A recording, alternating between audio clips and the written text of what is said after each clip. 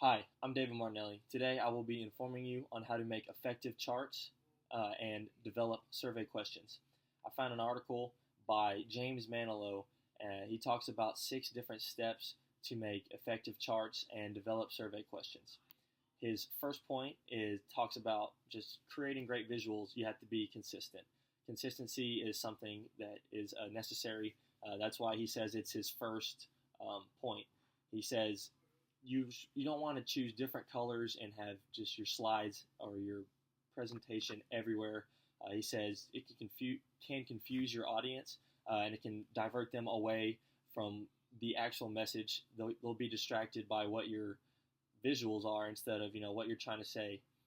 His second point, he talks about considering culture. He says before you create visuals, you need to make sure that you understand your audience. He goes, especially true if you're presenting to a diverse group, culturally. He says, not everyone reads from left to right. Across different cultures, there's cultures that read from right to left.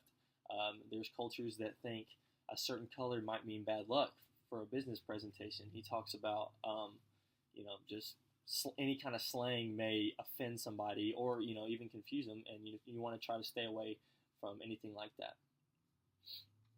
His third tip, he talks about using images intelligently.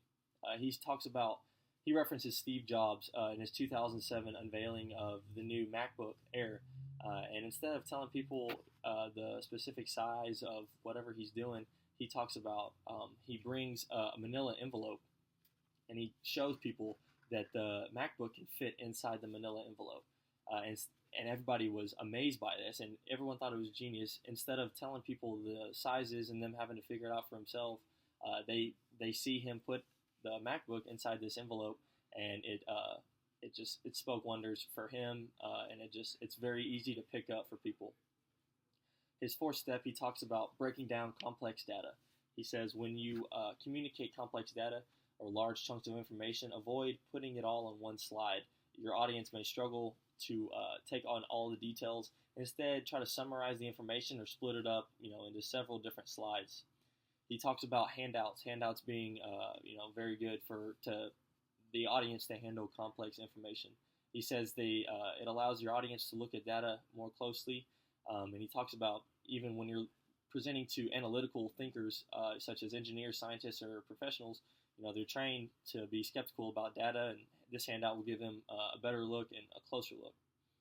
His fifth step, he talks about keeping it simple.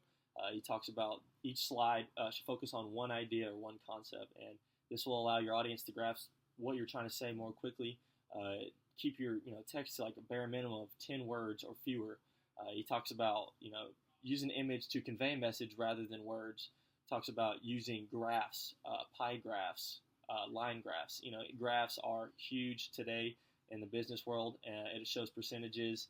It'll show income, how you've been doing lately. Stocks rising and falling, just anything like that. Graphs are great. And his final step for charts, he talks about preparing. He talks about how people lack the preparation. They think that it's just I can just make this up on the spot, or I can spend a few days trying to prepare the charts, prepare the presentation, but they won't put in the time to actually look at the information.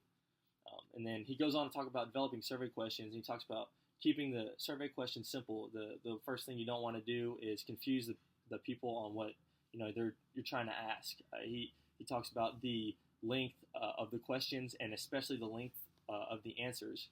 He talks about giving questions that could be yes or no, how simple and easy those questions are, and they require not a whole lot of reading.